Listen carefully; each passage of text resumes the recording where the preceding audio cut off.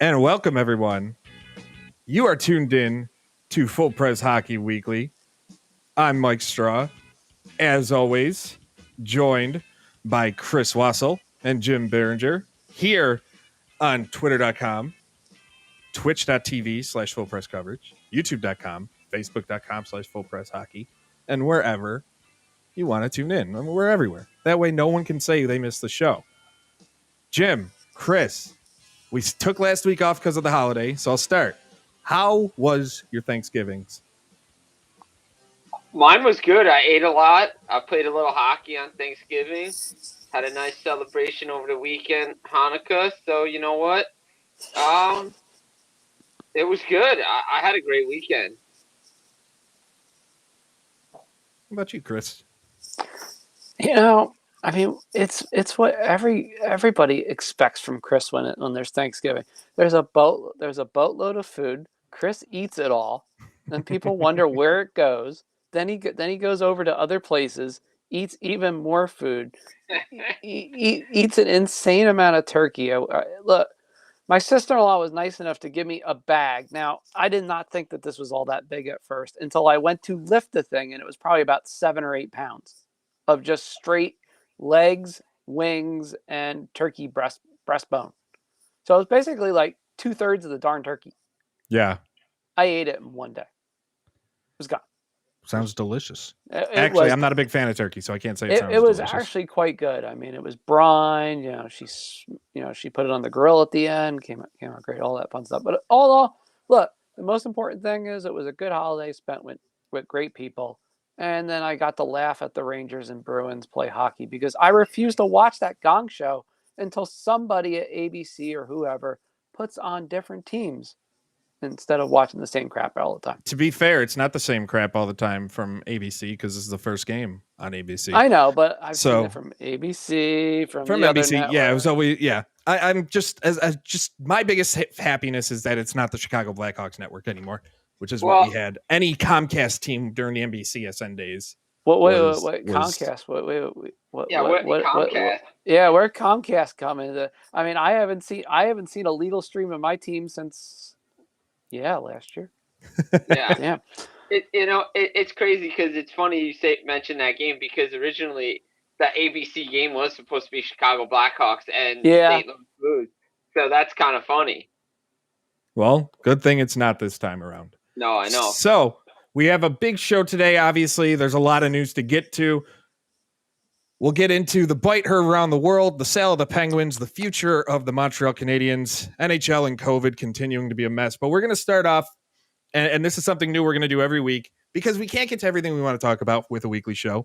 But there's a lot of news that people might have missed over the last week, and a lot of news over the last couple days. So here's what you missed, and we're going to start with the big news today that dropped. Not only is he returning to play after being out since mid-October, but Jack Hughes, for the two Devils guys here that join me every week, has signed an 8-year, $64 million extension. The 2019 number 1 overall pick. He commits to New Jersey. The team commits to him. You guys have followed his career. You guys are in and out of there constantly. We'll start with you, Jim. Real quick, what was your first reaction to this news? A lot of money for 119 games. Guy's injury prone, but you know what? He's the franchise player. This is who they expected to be. This is just a projection. And the fact of the matter is, he gets to hit it big at the end of this contract again. What about you, Chris? What's your thoughts? Yeah, that's a pretty good deal. I mean, you think about it, he's going to basically hit like his prime at the very end of this deal. That's not bad. I mean, this is all gravy for him at this point. 8 years, $8 million AAV. I know people say, well, yeah, he's been a little bit banged up, this and that, whatever. He's had some misfortunate bumps and bruises. I think as he bulks up over the next year or two, that's going to become less and less of an issue. And if the Devils can ever find a defenseman that can skate forwards and hit at the same time, I know it's asking a lot. Yeah, right. I think he'll also be just fine. So it's nothing to worry about in that sense. It's nice to have players that are committing to Jersey for a change. It's refreshing in that way, and that's how you really do have to look at it. And James Reimer sucks. I mean, we knew that from his Toronto days, but I know. Well, we could talk about that another day. Another story that broke over the weekend is Brandon Marchand being suspended 3 games for a slew foot. Not surprising there. No one expected him not to get suspended. Repeat offender with everything he does. And he is out. And then Evander Kane, off his 21-game suspension for violating NHL protocols, he cleared waivers, and he actually reported to the Barracuda. Granted, you don't have to leave San Jose, so it's nice. But he reported to the Barracuda. He will be playing with them, expected to at least, and no idea of what's going on with his NHL status. We are going to keep updated on that. But right now, the Sharks are playing fine without him. They're doing a lot better than anybody thought, and there's no need to bring him back into this mix because he denies there's a rift with the organization, but based on responses that there's a rift within that organization. So it's not surprising in the slightest that he's not back with that team. Yeah, no surprise, really. I mean, this guy, everywhere he's been, had some issues within the locker room with teams. You look at, I mean, just go back to the infamous money photo, hanging it up like a phone against his ear. I mean, that doesn't go over too well with your teammates, and this whole thing, as well as the other off the ice issues with him. So exactly. So now let's get into the big stories of the week. We're going to start in Ottawa, and it's 2021, not the mid 90s, but we have a Tkachuk Lemieux incident. And it is Brandon Tkachuk and Brandon Lemieux.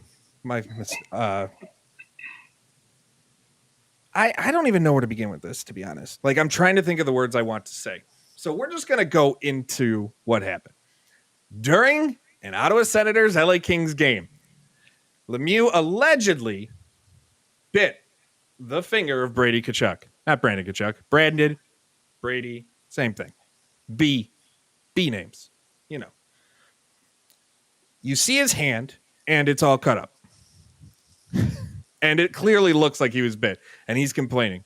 Before we get into it, I'm gonna read what he said here after, courtesy of, this site, fullpresshockey.com. You can get your latest NHL news and notes and feature stories from there every day.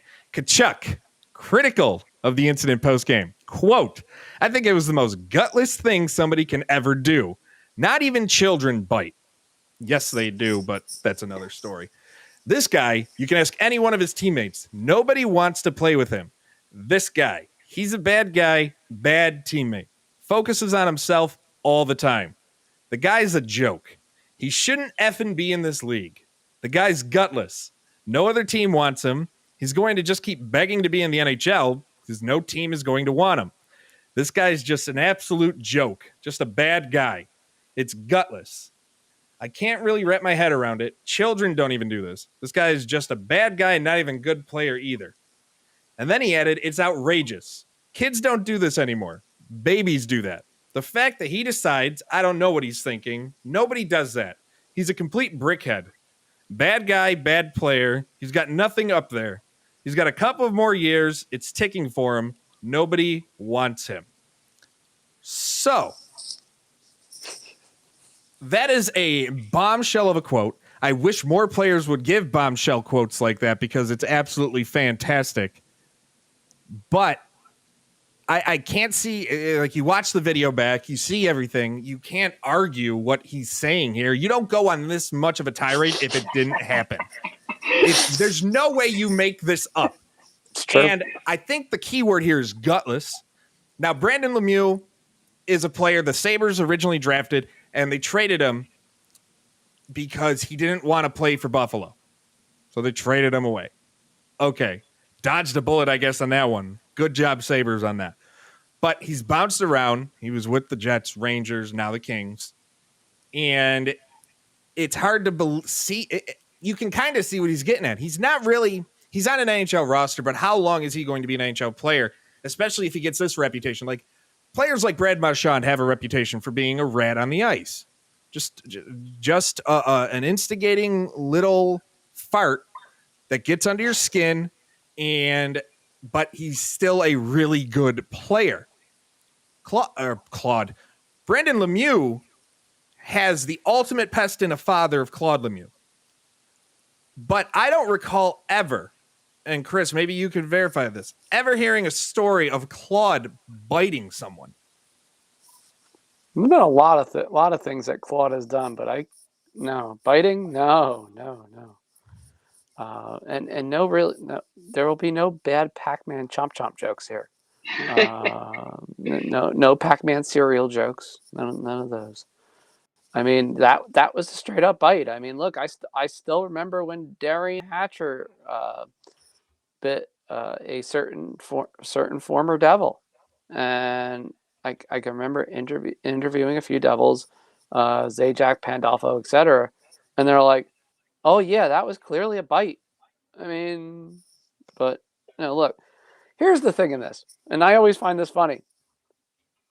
I like Bradykitchuk, for all the hits and the fantasy categories that he provides my fantasy team every week. But unfortunately, in this bombshell of a Twitter rant or quote, he contradicts himself at the very end of his entire rant. I mean, if you think about it, he says, okay, well, kids don't bite. But at the end, he says infants bite. Well, by There's semantics. a difference, though. I don't call an infant a kid. Yeah, but I mean, there's you a can big make difference. semantics out of this. You could play with you could at least play with the words enough to say, hey, all right, he contradicts himself a little bit. But let's be honest about this. He is absolutely right. Biting has no place in sports, and hey, we're supposed to give John his damn subscription button, so we need to apparently do that too. Yeah, we gotta get that subscription button, but we have to get followers on Twitch, which is what we're working on to grow the Full Press Coverage Network. So make sure you're following on Twitch. Yeah, that's listening. Go to twitch.tv/Full Press Coverage and hit that follow so that we can every day. All of our shows, all of our video shows are broadcast on there, and we're working on taking all of our Full Press radio shows over there as well. So get on there. You'll get some more plugs. So I mean, yeah, we'll throw that in too. But look, absolutely, I thought honestly, hey, king shaming. You know what? It's the 21st century. It's just a new time.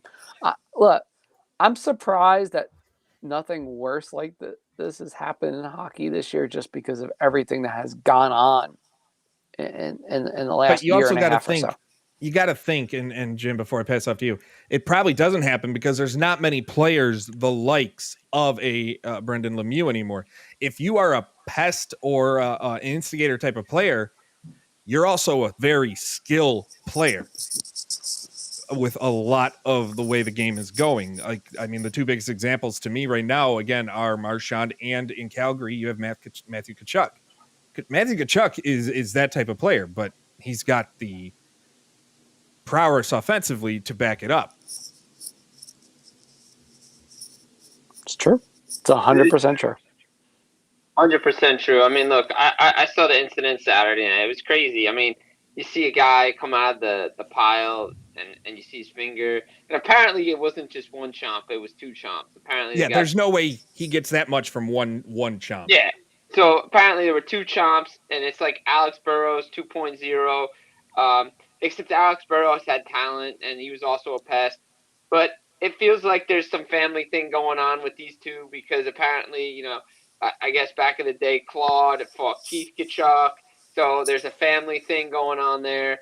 But Chris and I saw Brandon Lemieux out here when he was with the Rangers. I mean, he was basically just like a fourth line guy in and out of the lineup, and I think that's what he is for the Kings too. And I think, to engage a player like that's his job, to be a pest. But there's no reason to bite anybody in one of those scrums at all. No reason for it, and it's not part of the game of hockey. And Brady's right on all this, what he said in his rant. And it's the biggest thing out of this is gutless. You don't want to fight the guy or do any of that, and you have to resort to biting. The guy should be suspended at least for 4 games. And speaking of suspensions, he is supposed to be having a hearing today via Zoom, but there's been no word on how that's gone. He has been suspended twice, though neither of them were for biting. One was a 2-game suspension for a cross check to the head. But we haven't heard anything. My guess is we'll hear something late tonight, early tomorrow about what. But yeah, 4 games I feel like is the minimum. But they offered him when it comes to the Zoom, an in-person hearing. So my guess, I'm thinking maybe closer, like 5 to 7 games I could see. Because that is, to me, as egregious of a move as you can make. There's instigating, and then there's being a scumbag. And that's exactly what a move like that just becomes to me, is a scumbag. It has no place in the game. We talk about a lot of things that have no place in the game as far as the on the ice product goes. That is as number one as it gets to me. There's hits to the head, there's checking to the numbers blatantly, and biting. Like, come on, man. Yeah, you got to stoop to. If you stoop into biting, you shouldn't be in the league at all. I mean, that's not a pro move. That's not an NHL type move. You want to fight. You want to be out there like what Curtis Gabriel was doing last year with the fights and raising money for that. I got no problem with that. But you want to stoop to biting.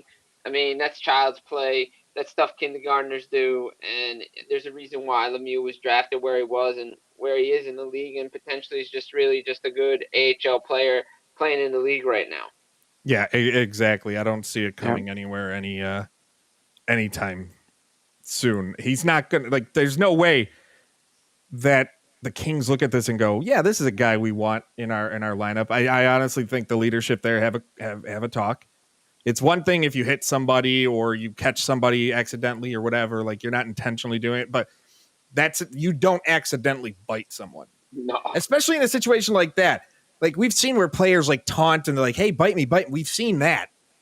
This wasn't that case. This was the gloves off and he just bit him.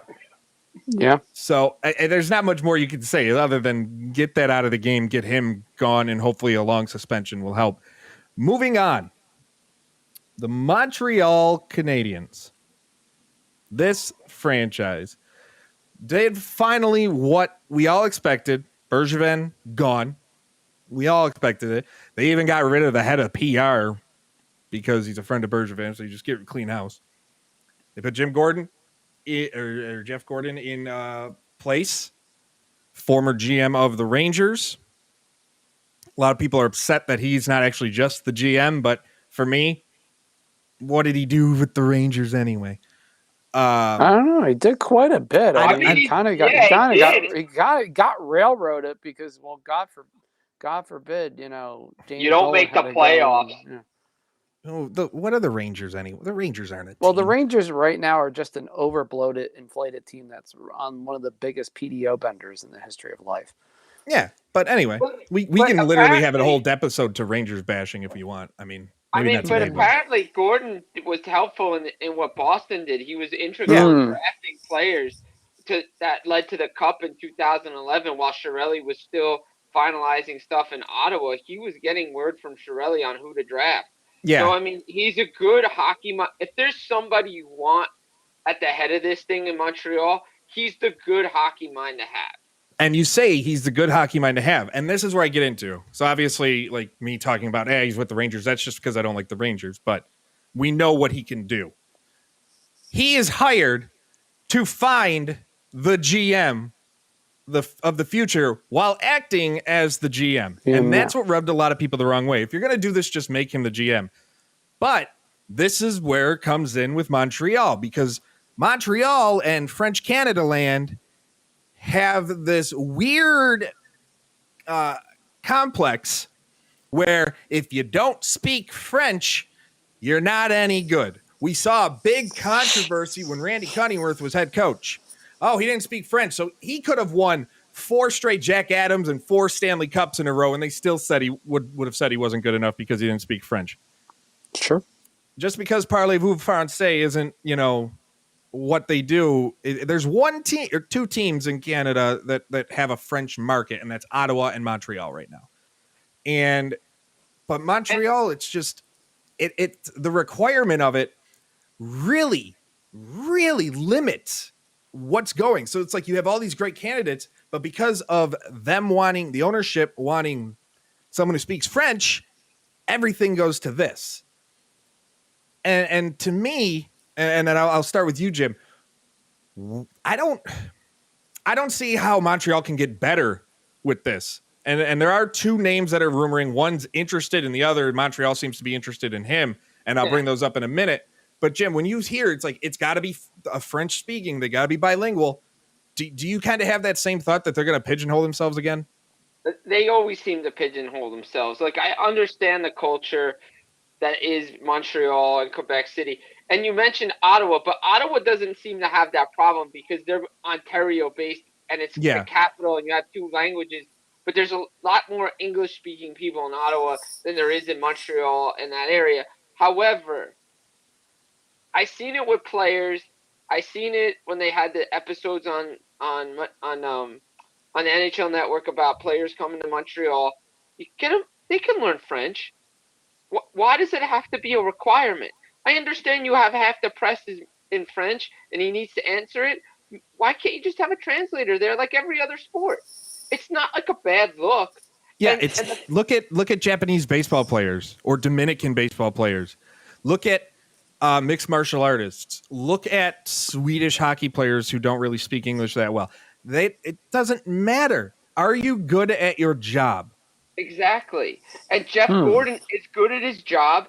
And yeah, he'll be the vice president of hockey operations, and this general manager will work. They're going to work together, and they're going to build this whole department new again. And Jeff Molson said it doesn't have to be an experienced guy. It could be an inexperienced guy. But, the names that are out there, you almost got to wonder if it's just like, you know what? Let's just name, because it feels like Molson's going to do a majority of the work, and the general manager is going to just go out there and just speak about all the moves in French. Yeah, because Gordon's going to be running the show. And Chris, I'll get to you right after you said the names out there. Two names that are circulating. We'll start with the one who said today that he'd be interested, and that's Patrick Waugh. I wouldn't touch that with a 10-foot pole. Next. The other one is they seem to be interested, and the jump is really weird to me to go from where he's at to is Daniel Briere. So for those that don't know, Daniel Briere has been the GM of the Maine Mariners of the ECHL. Making that jump from the ECHL all the way to the NHL, unheard of, first of all. Though, and I just don't know, and into that market of all markets, oh no, I would feel so bad for him. But they seem to be interested in him. They're going to at least talk to him. We all know, like, when they're interested, they're gonna talk to him and see what comes of it. But Chris, when you hear those two names as like two, especially Briere's like the number one name that keeps floating out there right now at the beginning of this search. What comes to mind? Is this a, like, what are you doing, Montreal type of thing? Or is it a case of what Jim just said, which is a good point? You're just bringing in that guy as the French mouthpiece with the GM title, but Jeff Gordon, Jim, why do I keep calling him Jim Gordon? I got Batman on the mind, apparently. And you have Gordon basically running the show as far as building this organization. And I wouldn't be surprised if that's the case. I mean, especially for the first, 1, 2, 3 seasons. If, Gordon's basically the guy and, Briere's learning on the job because, well, yeah, he's going to be jumping 2 levels essentially. And those are 2 pretty big levels to jump and into a market that is, well, quite possibly, as I kind of semi-know, one hell of a feeding frenzy. I'm not going to call it a toxic market, but it can be a very toxic market. It can be a little rough, especially with how the team is going this year. Granted, they are the one team that has excuse after excuse, and understandably so. Now I got to admit, Kyle has an interesting question in the chat.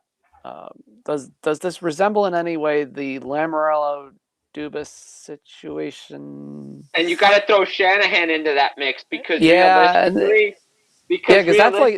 that's like a Frente bizarre love triangle type of thing. I never thought I would put that in this show, but it all came together at once. Look, as a person who was thrown into a lot of 90s and early 2000s club hits, yeah, that just made perfect sense. But it has a little bit of a similar feel to it, but everything is different in Montreal. And at this point, until we have something a little bit more concrete, we're all just spitting rumors in the wind, as Lyle Richardson put it to me this morning. That's a good point. I mean, look, I'd like to touch on the Lamoriello thing though, because I felt all along when Lamoriello was hired in Toronto, he was just a figurehead. I thought it was just a team. It was a committee thing led by Shanahan with Dubas and Lamoriello involved. Lamoriello just went out there and announced everything, but all the decisions were being done as a group. Lamoriello was just there to be a figurehead, and before they decided to, you know what, Dubas is our guy. We're going to move on, and Lamoriello goes down to Long Island. And before moving on, this is a situation with Montreal. We all knew Bergevin had to go. Like, that's not surprising in the slightest. But we were kind of hoping whoever comes forward could help. And what other name? I mean, we know names are out there, but English-only speakers. But if they do stick with that has to speak French mandate, what other names are out there as legitimate candidates for a position? Or do you, at the end of the day, see this as being an off-the-wall, out-of-nowhere hire?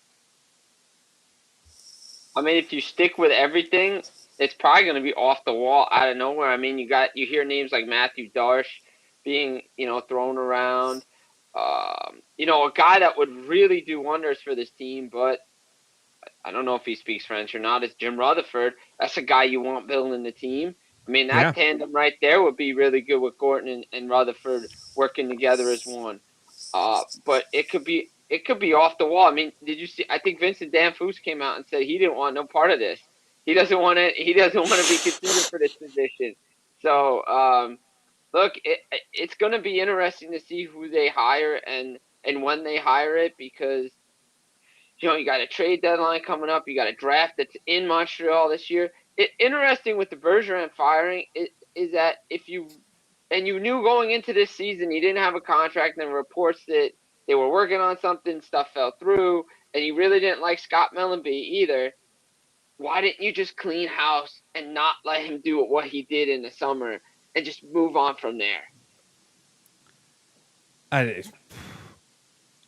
I want to say I have an idea, but I can't say that I have an idea because no one really knows what Montreal does other than exactly. Montreal. Let's be real. Yeah. So moving on from Montreal, we're gonna save NHL and COVID for last because it just keeps getting worse and worse. Yeah, it does. The Penguins have officially new ownership as far as majority control. We talked about it a few weeks ago, Chris and I, while Jim was out watching a hockey game. Scouting. We'll go scouting for the show. He was on assignment. I was on assignment. That's the word. But the Fenway Sports Group has completed or set to complete their purchasing agreement takeover as majority ownership of the Pittsburgh Penguins. No official finances were revealed, but I'm kind of expecting around the $900 million mark, which is about over what they were valued at. We'd expect that for the Penguins.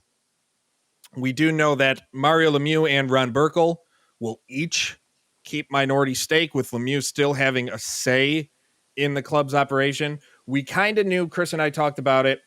Chris mentioned Burkle. This is a way to get him out from having a say, but he's still going to keep a minority stake in it. So at the end of the day, you're still going to have a say whether you're a minority or majority. It's just not going to weigh as much. But he's still going to be around, and a lot of Penguins fans were kind of disappointed in that. But this isn't 1999 when Burkle and Lemieux saved this team from relocation. This isn't 2011 when Atlanta was bought by Winnipeg. This isn't Arizona where they have a new ownership like I have new underwear. This this is a stable team with a newer arena, with a 15-year playoff streak, one of the greatest players of all time on their roster still, if not two of the best and pure scorer of Evgeny Malkin, or one of the best pure scorers of Evgeny Malkin, one of the best Russian players ever. But do you think any major changes come out of this? And we all know, based on watching them with the Red Sox, they're not afraid to spend a lot of money. So I don't think they're going to go and pinch pennies with this organization. Otherwise, they don't buy it. So do we really see any major changes coming out of this sale? Or is this just, hey, now there's new ownership and it's status quo? I think it's just status quo. I mean, you may see them. I mean, the Penguins have always been an aggressive team when it comes to making moves anyway. I mean, even before Rutherford left, he was making moves way before the trade deadline. I think this is what you're going to see with Hextall and Brian Burke. It feels like it's the new wave of ownership for teams and everything. Like, we see this around, other sports as well. Like, you're just buying up commodities in different businesses, so you own it. Like Fenway's got most. And the most interesting thing is they went to Maple Leaf Sports and Entertainment first before they went to Pittsburgh Penguins. So imagine what that deal would have looked like if that went through. So you got to wonder whoever's going to be looking next at Maple Leaf Sports Entertainment, what happened. But they own Fenway Sports Park Sports owns a lot of teams now. So I mean, look. Yeah, like the two biggest, for those that don't know, obviously, other than the Boston Red Sox, they also own Liverpool of the English Premier League. And I think that's the way it's going to be now. I think you're going to have one ownership group dipping into multiple sports. You see it all over the place. Like same with Tony Khan. He's got the Jaguars, the family's got there, and then they're over. They have a soccer team in the UK as well. So I think that's just the way the sports world is going. I really don't see anything changing outside the fact that if the salary cap goes up, they can spend a little bit more and be a little bit more aggressive like the Red Sox are. Yeah, and exactly. And it's not going to be surprising. One of the questions we have is, where do the Penguins sit in terms of value? As of the beginning of 2021, I believe they were in 11th or 10th or 11th of value, with the value of about $850 million.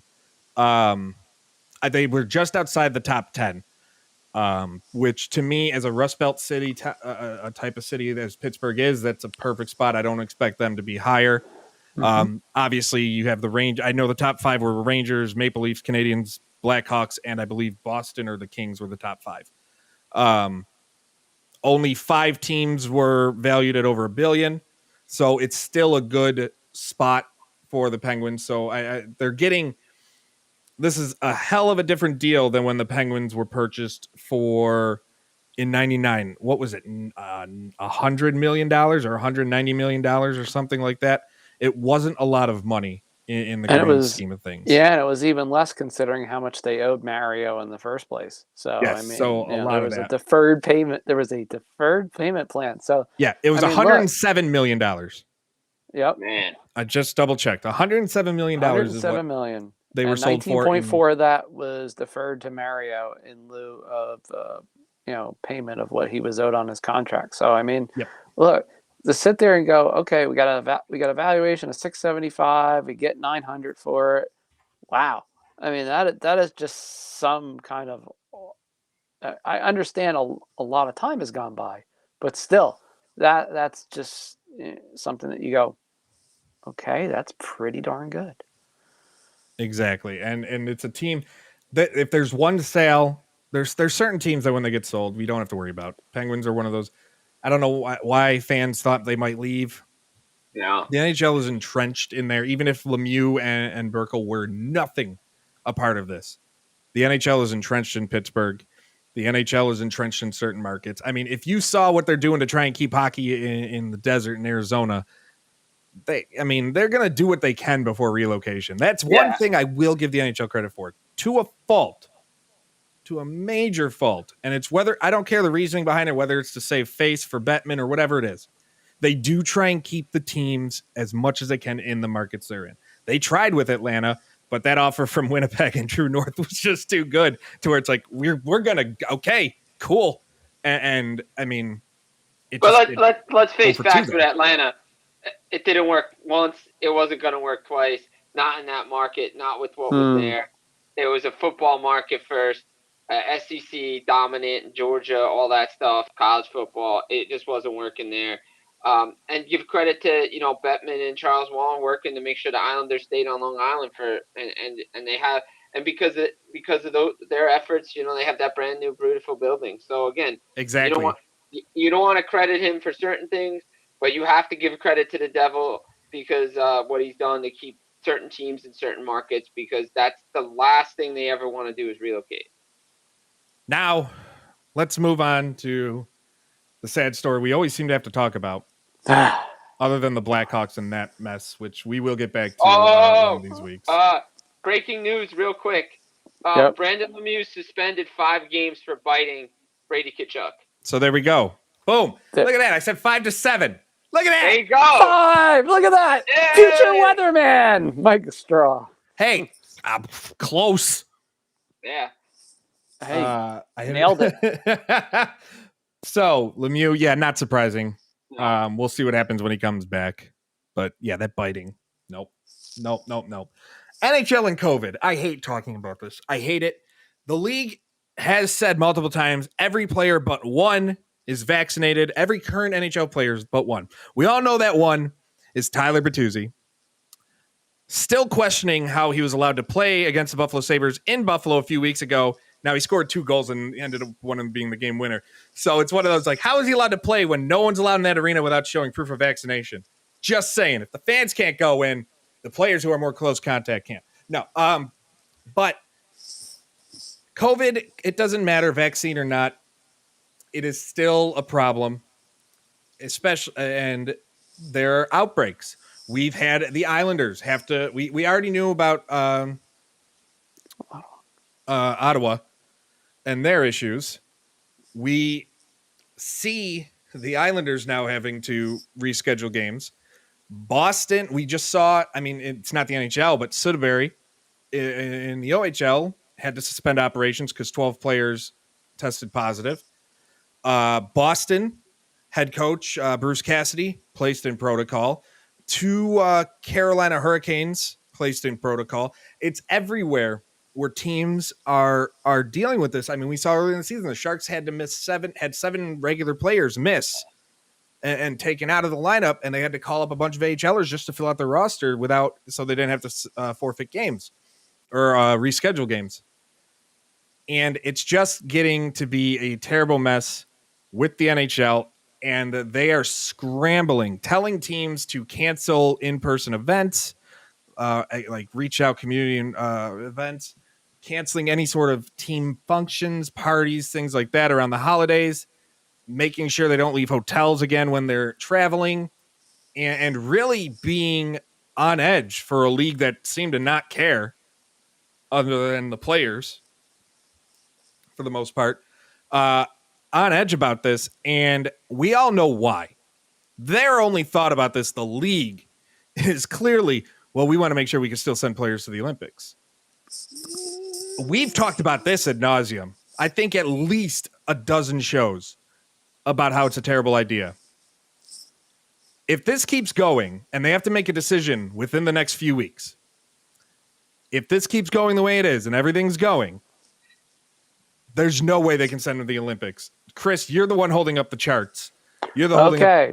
This is the New Jersey chart, actually. So over the last few days now, look, there's numerous questions here and how that's later, but the bottom line number here is, as far as cases at least, a few days ago it was down to about 12 or 1,300 in New Jersey. We're now cranking out, at least as of this afternoon, almost 2,400 cases. Nice. That's not good. No. I mean, look, and to be perfectly honest, yeah, a vast majorities are mostly what you would call, very minor symptoms. Yeah, asymptomatic. A lot of these, and the numbers show. And this isn't where we're going to get all political and go vaccine versus no vaccine. We're not those. This isn't the show. It doesn't even matter at this point. People are still getting it. You're still going to get it. It doesn't stop anything. Like, it doesn't 100% stop it. But whether it's asymptomatic, which a lot of these are, or very mild symptoms, which one, that's the point. It's But concerning. it's still concerning that it's still spreading as easily as it is. And it's still scary. Let's be real, especially like myself with 2 small children who can't get vaccinated for it. But we see all this and the numbers are rising. The winter time and people are going to be indoors way more. It's good. And it's going up. And this is a league that needs to figure this out. Like, I don't know what else to say other than figure it out. And we have to remember, for everybody that doesn't realize this last year, we were in November. What were we doing last year in November? Nothing. Yeah. We were doing nothing because the season had ended, a couple months before, and we were on break till January. Why were we on break till January, and why did things actually somewhat go halfway decently? Is because we didn't go through this period now where everybody was starting to be huddled inside for the holidays, because winter was coming. And now we're going through this for the first time. And look, I won't be surprised if other sports start to experience this more and more soon as well, or they haven't already. And it's just unfortunate that hockey seems to be the one that got nailed with this, first, for the lack of a better term. But no, it's not surprising in the least. I talked to a few players today, and they all said the same thing. It's like, look, we're worried about it. We're concerned. We're vaccinated. I do know that some players had a bit of a quote unquote, you don't want to say joking concern in all of this. It's like, well, we probably should avoid, like, I don't know, San Jose, Ottawa, etc., or Long Island. It was funny. It was funny to hear Mackenzie Blackwood ironically go, "Yeah, we just avoid a Long Island anyway." So, but you needed a little tongue-in-cheek humor today, given what's been going on over the past few weeks with everything, and sometimes we don't realize just how bad this is until we step away from it a little bit. And that's kind of what has happened with this wave again. And it's right around the same time, guys. I went to Vermont last October, right before that next wave hit. And by the time I came back, you could see where everything just went haywire. And that was the first kind of cold snap of the season. Almost like right on cue, like, okay, here we go. This is going to happen. And it's also true. That's something I wanted to bring up, guys, just because I've been talking to a couple of my friends from Dallas. Mari Cooper, for those that don't know, he's missed at least 2 games, and they don't even know when he's coming back. So, I mean, there's players that are we saw it last year, with Minnesota. Minnesota had a couple players and a certain top prospect who nearly died from COVID. So, we still have to be reasonably careful, and we have to follow. I hate to say this, guys. We have to do what we've been doing. Yeah. Whatever's been working, keep doing it. And it sucks. Like when it comes, and I'm gonna say it. Even if you're vaccinated, wear your mask when you're around people who aren't in your circle. Like that's the biggest thing. Like the one thing this has shown me is that, one, you realize just I'm not gonna how selfish some people can be, but 2, that I don't think people understand how. No matter what happens, a virus is going to always find a way to spread. It's just how it's always going to be. The problem is we're in this situation is that we have a virus that is a lot more impactful on the human body than we've had in centuries.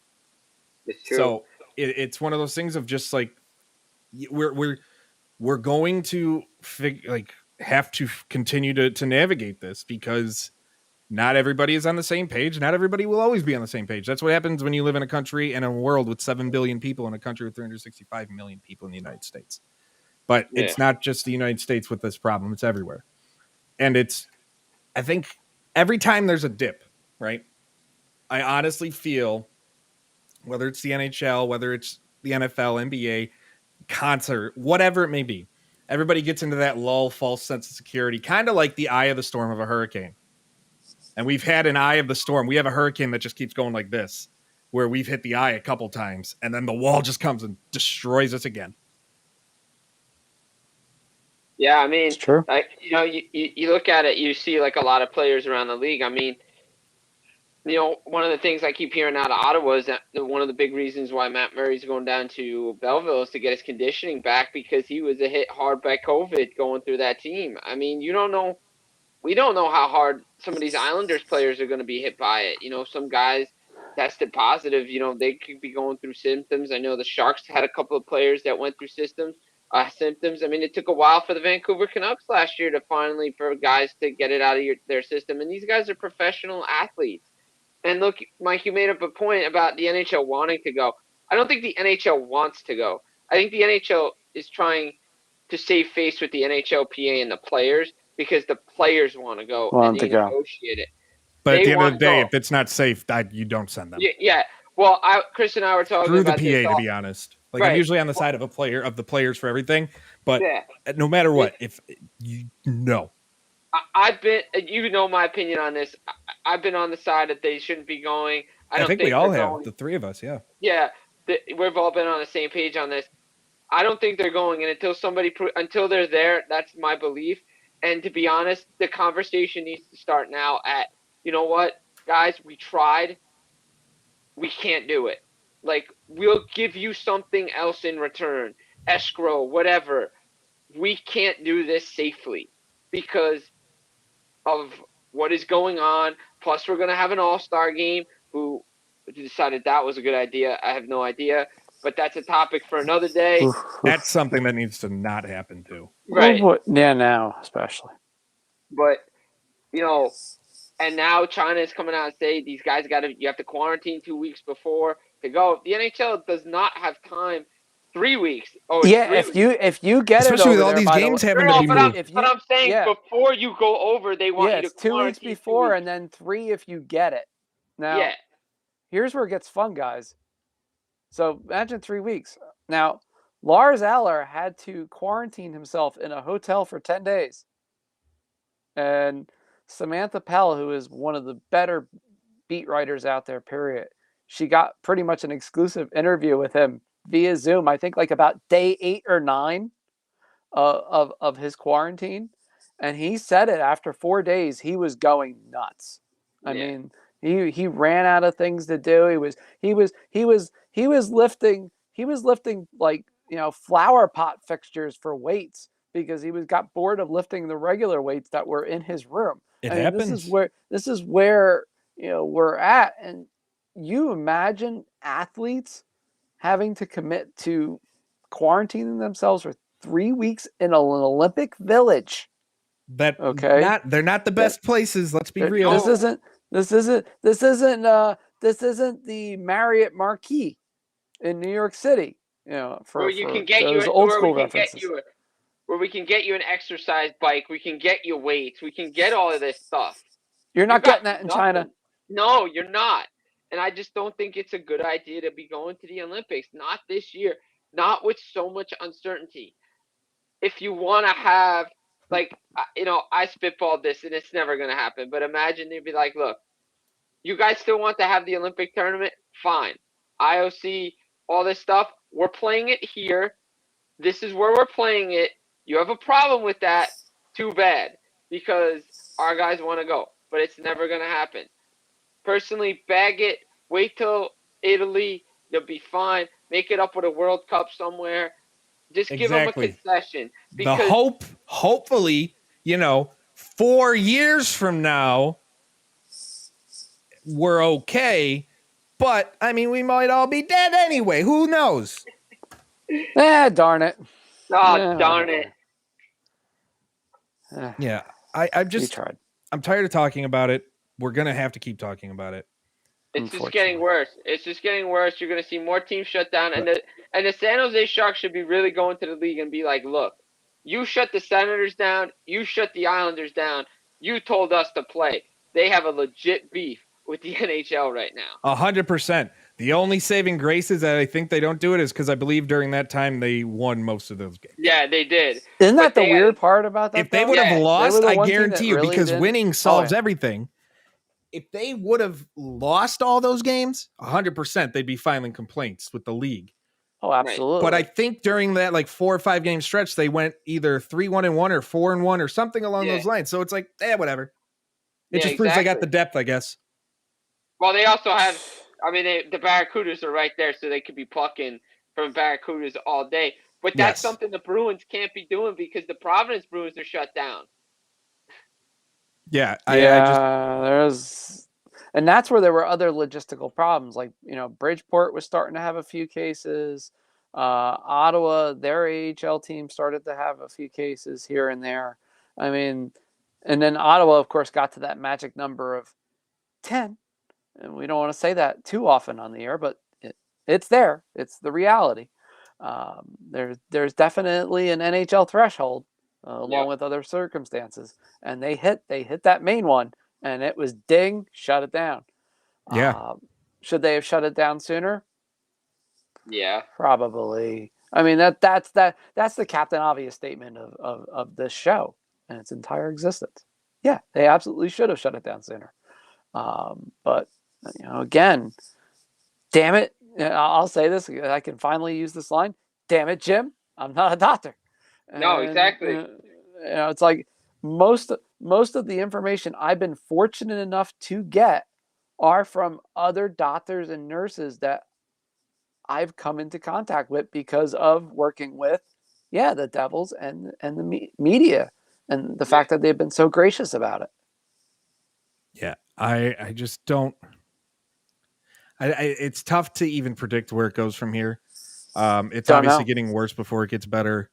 The hope is that we'll still have some hockey to talk about. Some teams have gotten really lucky, and that's what it is. And sometimes you got to be lucky. Luck be a social distancer tonight, I guess. Yeah. I just don't know where to go from there. But you know where to go, guys.